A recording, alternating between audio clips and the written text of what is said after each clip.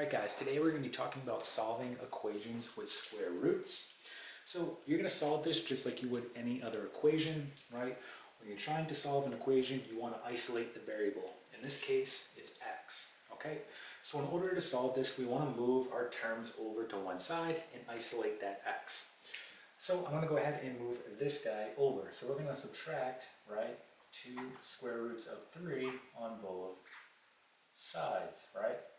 This will cancel, and we're left with 5 square root x, right, equal to 5 minus 2 square roots of 3, okay? Now, if you had a calculator, you could go ahead and do this operation out. You could do 5 minus 2 square roots of 3, and you would get a decimal here, okay? But let's keep doing it by hand. So think about what I need to do now. All right, so how can I do this by hand? Well, if I go ahead and square both sides, let's see what happens.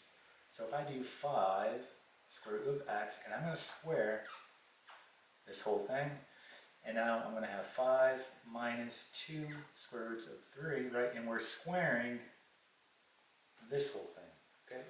Well, look what happens here. Well, we know that the square root of x, okay, when raised to an exponent of 2, right, is simply going to cancel out. But remember to do it to each one of your factors here, okay? So then you'll have 5 squared, and you'll have the square root of x squared. So when you do that, you're going to get 25x,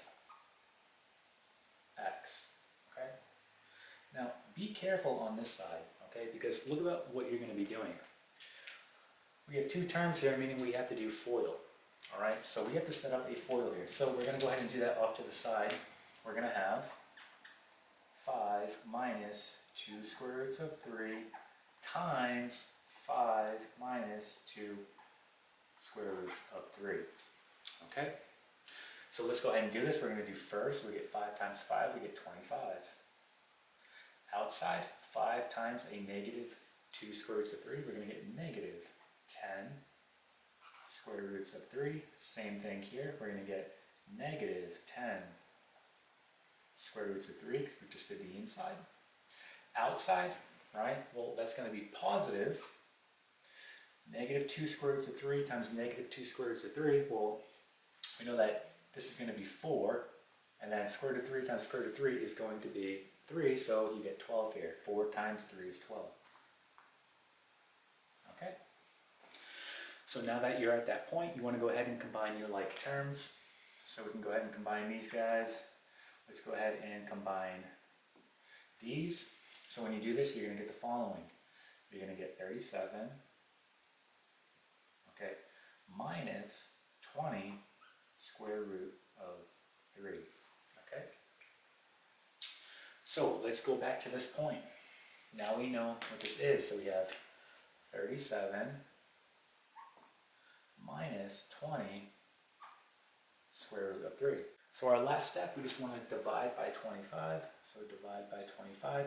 And we can actually divide this whole thing by 25. Okay? So your final answer here is going to be x equals 37 minus 20 square root of 3 all over 25. This is your final answer.